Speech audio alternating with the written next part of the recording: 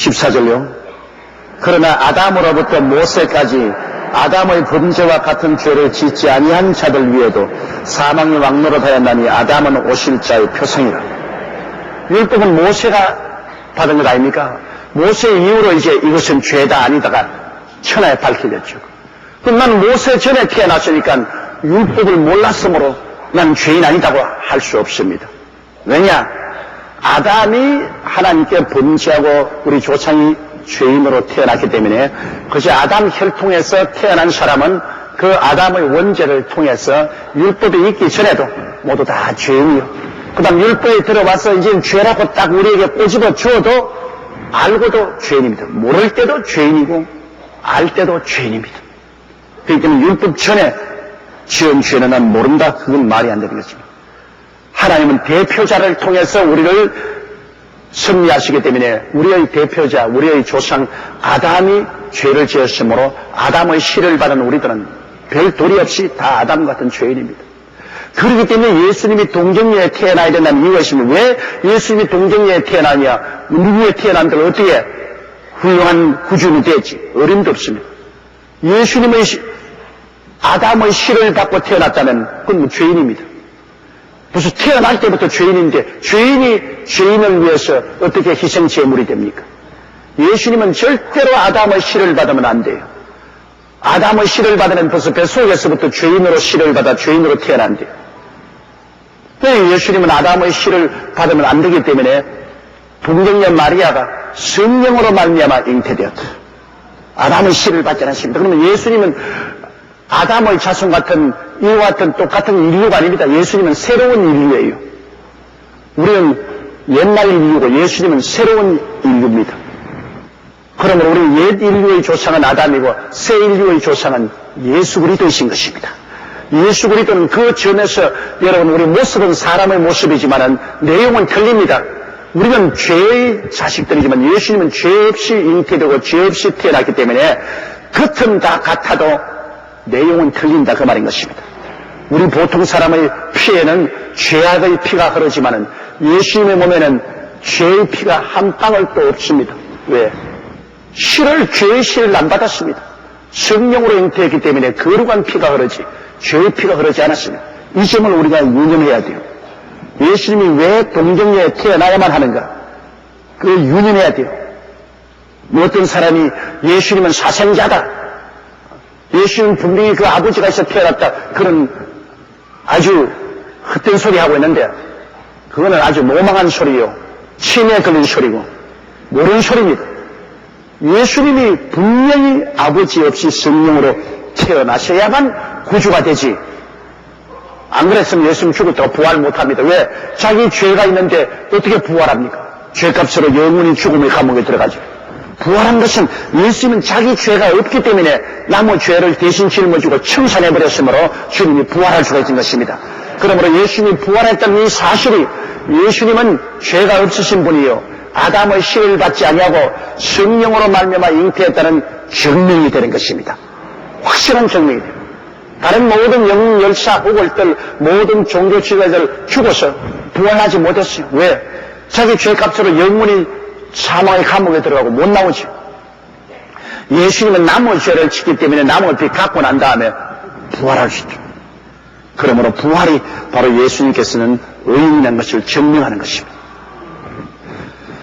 이러므로 그러나 아담으로부터 모세까지 아담의 범죄와 같은 죄를 짓지 아니한 자들 위에도 사망이 왕노릇하였나니 아담은 오실 자의 표상이라. 그러므로 아담은 오실 자의 표상이라는 것은 뭐냐면 아담은 육의 땅에서 난 인류의 조상이고 그 한 상징입니다. 장차는 하늘에서 내려온 인류의 조상이 올 것이라는 것을 보여주는 하나의 상징인 것입니다. 아담 안에서 모두 다 죽었는데 이제 장차 오실 분은 땅에서 나지 않고 하늘에서 난 인류의 조상이 또 와서 그를 통해서 모든 사람이 살아갈 것이라는 것을 상징적으로 표현해 주는 것입니다. 아담 안에서 다 죽고 예수님 안에서 다 살아나는 이 대표적인 사항을 주님께서 보여주신 것입니다. 자, 15절요. 그러나 이 은사는 그 범죄와 같지 아니하니 곧 한 사람의 범죄로 인하여 많은 사람이 죽었은즉 또 하나님의 은혜와 또는 한 사람 예수 그리스도의 은혜로 말미암아 선물이 많은 사람에게 넘쳤다. 자, 이게 보면 이 은사, 선물 말입니다. 하나님이 우리 구원 주신 것은 선물 아닙니까? 예수 그리스도를 통해서 우리에게 구원이 주시는 이 은사는 범죄한 것과 같지 아니하다. 왜냐하면 범죄한 것은 아담이 범죄함으로 말미암아 아담의 자손들은 다 죽었지 않습니까? 얼마나 비극적인 것입니까? 아담이 범죄함으로 아담의 자손들은 육으로도 죽고 영으로도 다 죽잖아요. 그러나 그 다음에 하나님이 주시는 은혜는 예수 그리스도로 말미암아 우리의 죄를 다 짊어지시고 주님이 죄악을 청산하시고 그리고 부활하심으로 예수 그리스도를 통해서 하나님이 이제는 우리에게 값없이 은혜를 주시는데 이것은 아담과 다른 것은 예수님의 은혜는 살리는 은혜인 것입니다. 아담은 우리를 죽이는 조상이 됐지만 예수 그리스도는 우리를 살리는 조상이 됐습니다. 그게 완전히 다르죠. 육으로 난 것은 다 죽고 영으로 태어난 것은 다 사는데 아담은 육의 조상이 되어서 우리를 다 죽음으로 이끌어가는데 예수님은 하늘에서 와서 영으로 오신 조상께서는 우리를 대신하여 십자가에 죽었다가 부활하심으로 그를 통해서 믿는 자마다 다 살리시는 은혜니 아담과 완전히 다릅니까? 살리는 은혜인 것입니다. 하나님의 은혜와 또 한 사람 예수 그리스도의 은혜로 말미암아 선물이 많은 사람에게 넘쳤다. 많은 사람에게 선물입니다. 믿음으로 말미암아 공짜로 줍니다. 아담 안에서는 무조건하고 아담의 씨를 받은 사람 다 죽지만은 이제 예수 믿는 사람은 예수님의 씨를 받아야 됩니다. 예수님도 생명을 십니다. 이것은 내가 받아들여야 되지 가만히 있다고 예수 그리스도의 씨가 심어지는 것 아니에요. 아담의 육의 자손들은 뭐 엄마 뱃속에 태어날 때부터 아담의 씨를 받아야 태어나니까 가만히 있어도 아담의 씨를 다 받았죠. 아버지 없이 태어난 사람 손들어 보세요. 그건 뭐 내가 원치 않든 원치 않든 아버지가 나에게 사망의 씨를 심어주었기 때문에 가만히 있어도 다 육의 사람으로 태어나고 사망의 사람으로 태어나요. 그러나 예수님이 죽었다가 부활한 것은 생명의 씨가 되었습니다. 예수님은. 그런데 이것은 가만히 있다고 해서 되는 게 아니에요. 그걸 받아들여야 되는 것입니다. 그 예수님을 구주로 받아들이면 생명의 씨앗이 내 속에 들어와서 나를 살려놓고야 마는 것입니다. 그렇기 때문에 오늘날 우리는 복음을 전도해야 돼요. 우리가 그리스도를 모셔드려야 생명의 은혜를 얻게 되는 것입니다. 그리스도를 모셔드리지 아니하면 우리를 어찌할 도리가 없습니다. 이것이 아담의 자손과 예수님의 자손이 틀린 점이 여기 있습니다. 아담의 자손은 가만히 있어도 그냥 죄로 잉태해서 죄로 태어나서 죄로 죽지만은 예수님의 자손은 예수님을 믿어야 되는 것입니다. 영접하는 자 곧 그 이름을 믿는 자들에게는 하나님의 자녀가 되는 권세를 주시는 것입니다. 16절요. 또 이 선물은 범죄한 한 사람으로 말미암은 것 같지 아니하니 심판은 한 사람을 인하여 정죄에 이르렀으나 은사는 많은 범죄로 인하여 의롭다 하심에 이르니라. 이 주님이 주시는 이 구원의 선물은 범죄한 한 사람을 말미암은 것 같지 아니하니 그것은 뭐냐면 예수 그리스도는 아담과 다르다. 아담은 한 사람 범죄에서 그 결과로 심판이 맺습니다. 육체의 죽음과 영혼의 죽음에 심판이 맺습니다. 피할 수 없죠. 그러므로 이 세상 사람은 가만히 있으면 그대로 다 얼마나 착하고 좋은 사람이든 간에 상관없어요. 그대로 다 하나님 앞에 심판받고 죽어요. 저 사람은 뭐 법이 없이도 사는 사람이야. 너무나 착하고 좋은 사람이다. 그래도 별 볼 일 없어요. 왜? 육으로 난 것은 육입니다. 영으로 안 태어났기 때문에 아무리 착해도 육은 육이지 육이 지절로 영은 안 됩니다. 그러므로 육으로 태어난 사람은 아무리 착하고 이쁘고 아름답게 살아도 결국은 멸망합니다. 왜? 아담의 씨를 받고 있는 이상은 그건 다 심판에 이릅니다. 육은 육이지 영이 아니에요. 예수를 믿어야 영이 되는 것입니다. 예수를 믿어야 영적으로 거듭나는 것입니다. 그렇기 때문에 이 굉장히 예수 믿는 것이 중요하지요. 수양과 도덕으로서 아무리 훌륭하게 닦아도 그것은 수양받은 육이요, 도덕적인 육이요, 훌륭한 육이지 영은 아닙니다. 육으로 난 것은 육이요, 성령으로 난 것은 영입니다. 영으로 태어나야 영적으로 사는데 영으로 태어난 길은 영의 씨앗인 예수를 받아들여야 되는 것입니다. 예수 받아들이지 않고 영으로 태어날 수 없죠. 그러므로 이 선물은 범죄한 한 사람으로 말미암은 것 같지 않으니 심판은 한 사람으로 인하여 정죄를 한 사람으로 말미암아 너희들은 다 죄인이라 정죄였으나 은사는 많은 범죄로 인하여 의롭다 하심에 이름이라. 하나님 주신 은사는 온 세상의 죄를 다 지었잖아요. 그러므로 예수님이 오셔서 이 죄를 다 십자가에서 심판을 받은 우리가 받아야 될 심판을 예수님이 십자가에서 심판을 받아서 죄를 다 청산했어요. 그러므로 청산했으니까 이제 누구든 예수를 믿으면 용서받고 의롭다함을 얻게 되는 것입니다. 의롭다는 것은 죄를 한 번도 안 지은 사람처럼 인정해 준다.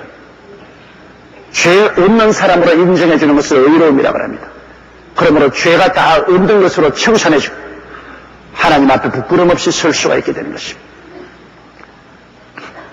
아담 한 사람 때문에 모든 사람이 죄인으로 태어나서 죄짓고 심판받아서 정죄에 이르러 사망의 노예가 되어야 합니다. 예수님 한 분으로 말미암아 그리스도는 우리 죄를 다 청산하시고 우리에게 보혈로 용서하고 의롭다고 만들으신 죄를 안 지은 사람, 죄가 없는 사람으로 인정을 해주신다. 그러므로 우리는 의를 선물로 받아서 우리가 행위로 의롭게 된 것은 아닙니다. 우리는 용서받아서 선물로 의롭게 된 사람들인 것입니다. 어떻게 되었든 우리는 의인이 되었으므로 이 죄 없는 사람으로 취급을 받아서 우리 하나님 앞에 설 수 있게 만들어 주신 것입니다. 17절이요. 한 사람의 범죄를 인하여 사망이 그 한 사람으로 말미암아 왕노를 하였은즉 그 은혜와 의의 선물을 넘치게 받은 자들이 한번 예수 그리스도로 말미암아 생명 안에서 왕노로 타리로다. 자, 이 이제 왕노로 탐에 대해서 말하고 있는 것입니다. 한 사람 아담의 범죄를 인하여 사망이 그 한 사람으로 말미암아 모든 사람에게 왕노로 되죠. 왕이란 다스리지 않아요. 사람들이 아담 후예로 태어난 사람들은 사망의 왕입니다. 어떻게 왕입니까? 여러분, 사망의 명령을 통해서 안 죽을 사람 누가 있어요? 육으로 태어난 사람 육신이 다 죽죠. 아무리 지가 발부둥 쳐도 사망의 왕입니다. 사망이 죽어. 그러니까 뭐 70을 살든 80을 살든 죽는 거예요. 별 도리 없이. 그건 사망의 왕도라는 것입니다. 그럼 육체만 죽는 것이 아닙니다. 죽고 난 다음에는 또 하나님께 버림받은 그것이 두 번째 죽음입니다. 첫 번째 죽음은 영과 육이 갈라지는 것이 죽음이고 두 번째 죽음은 하나님과 우리 영이 갈라지는 것이 두 번째 죽음입니다. 지옥으로 가는 것입니다. 그것도 사망이 왕노를 해서 육이 죽어 영이 떠나가죠. 영이 죽어 하나님 떠나서 지옥으로 떨어지죠. 그 왕의 명령에 누가 복종안 할 수가 있습니까? 그러므로 예수를 믿지 않은 세계는 죄로 말미암아 사망이 왕노로 답니다. 한 사람 아담으로 말미암아 죄가 들어오고 죄로 말미암아 사망이 우리 속에 왕노로 담으로 우리는 별 도리 없이 이 왕에게 순종해서 다 앞서거니 뒤서거니 육이 죽고 영은 지옥으로 떨어지는 것입니다. 그러니 얼마나 비참합니까? 이 왕의 명령을 우리가 벗어나지 못해요. 아무리 과학이 발달되고 아무리 인류의 지식이 발달되어도 이 사망의 왕의 명령에 인간들은 거역할 수 없습니다. 그 은혜와 의의 선물을 넘치게 받은 자들이 한번 예수 그리스도로 말미암아 생명 안에서 왕노를 하려다. 이게 얼마나 좋으냐 하면 예수 그리스도께서 십자가에 못 박여서 거기에서 사망의 세력을 꺾어버리십니다. 사망의 왕 임금을 네 가지를 틀어버렸었어요. 예수님의 십자가의 공로가 얼마나 큰지 압니까? 십자가에서 죄를 멸하시고 사망의 목을 틀어버렸습니다. 주님이 사망을 안고 죽어서 장야진에 뿌리고 부활하심으로 사망을 멸했으니까 바울 선생이 사망을 이기는 것이 어디냐, 사망을 너희 손인 것이 어디냐고 말했죠. 십자가의 승리는 죄에 대한 승리요 사망에 대한 승리인 것입니다. 사망의 왕권을 주님께서 빼앗아버렸습니다. 그러므로 예수를 믿고 우리는 요구서를 받고 하나님의 값없이 은혜를 입어서 의로운 사람이 되었은지 이제 사망하고 상관이 없어요.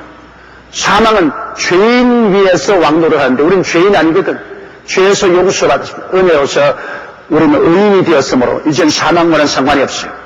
이제는 생명의 왕 예수 그리스도를 통해서 생명 안에서 왕노릇하게 된 것입니다. 이제는 생명 안에서 왕노릇한다. 그것은 무슨 말이냐? 이제는 우리가 그리스도 이름으로 사망의 전초지인 죄가 오더라도 죄를 쫓아낼 수 있는 왕권이 있는 것입니다. 너희 원수 죄는 물러갈지어다. 마귀도 물리칩니다. 원수 마귀야 물러가라. 사망의 세력도 물리칩니다. 너희는 원수 사망은 물러갈지어다. 우리는 죄와 마귀와 사망을 다스립니다. 예수 이름으로. 우리는 생명에 이제는 연결이 되어 있어서 생명 안에서 예수 그리스도의 보혈로 용서받고 의인이 되었기 때문에 의로서 따라오는 왕노릇을 합니다. 예수 이름으로 왕노릇해요.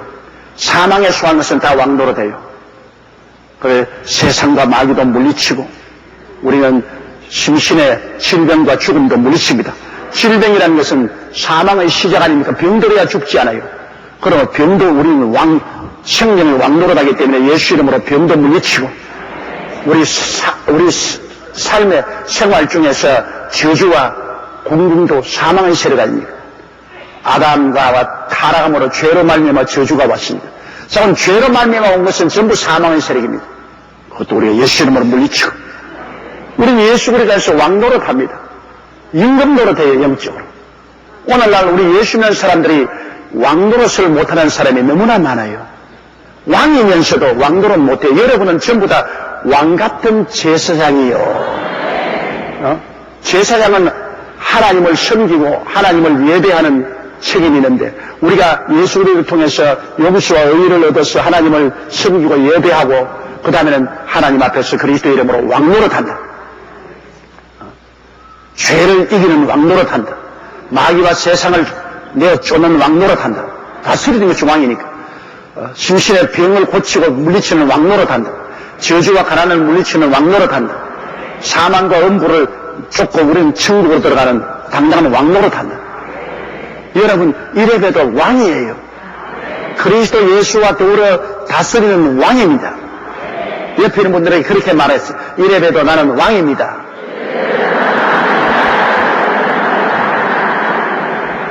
이 세상의 왕이 아니라 영의 세계 속에서 왕노릇해야 되는 것입니다.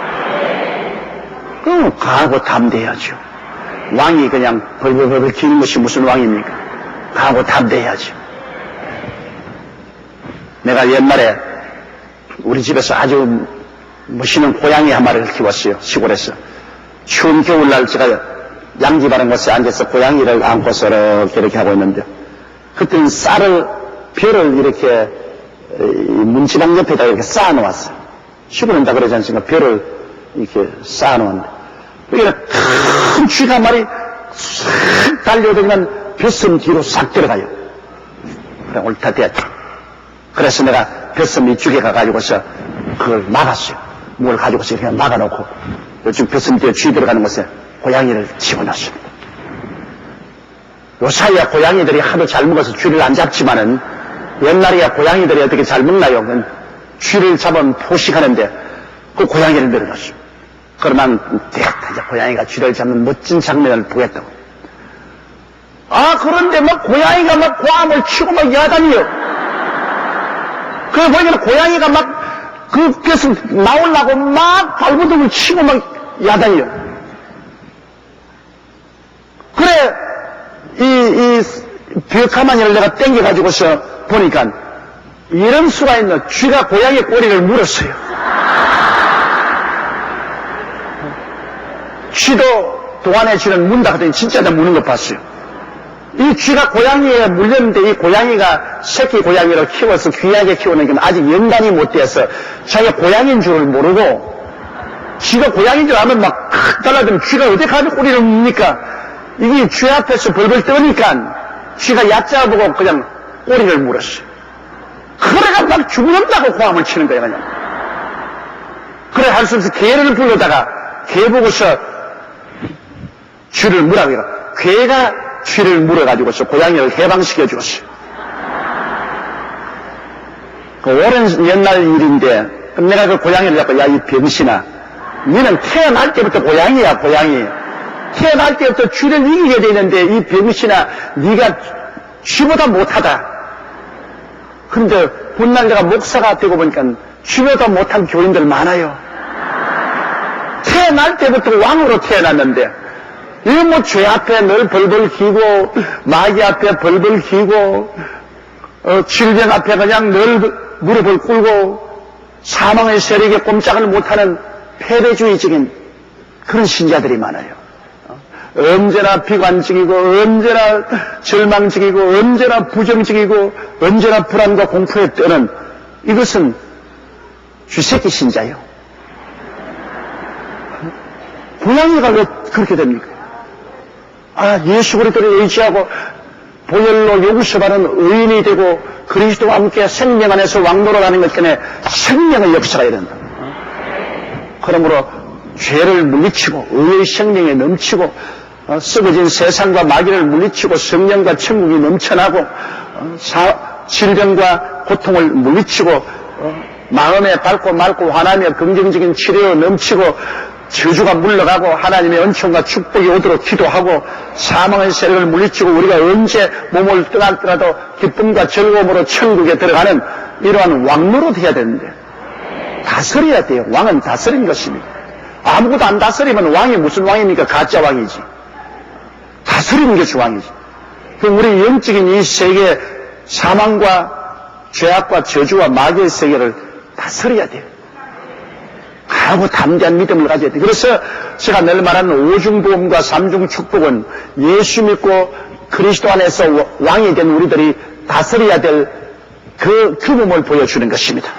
무엇을 다스립니까? 오중복음의 세계에서 삼중축복의 세계에서 우리는 왕노릇한다. 그래서 적어도 그리스도 안에서 영혼이 잘됨같이 범사에 잘되며 강건하고 생명을 얻어 넘치게 얻는 역사가 일어나야만 되는 것입니다. 왕노릇 해야 돼요. 제발 여러분 한 사람 한 사람 모두 다 왕이 좀 되십시오. 그리스도께서 우리를 자유케 하려고 자유를 주었은즉 그러므로 믿음의 구석에 서서 다시는 종의 멍에를 매지 마라. 종이 아니라 왕입니다. 따라 말씀, 나는 종이 아니라 왕입니다. 예수님의 보혈로 죄와 사망에서 해방되고 의와 영광을 얻어서 생명 안에서 왕노릇합니다. 기도도 왕처럼 담대하게 하고 신앙의 고백도 왕처럼 담대하게 해야 되겠습니다.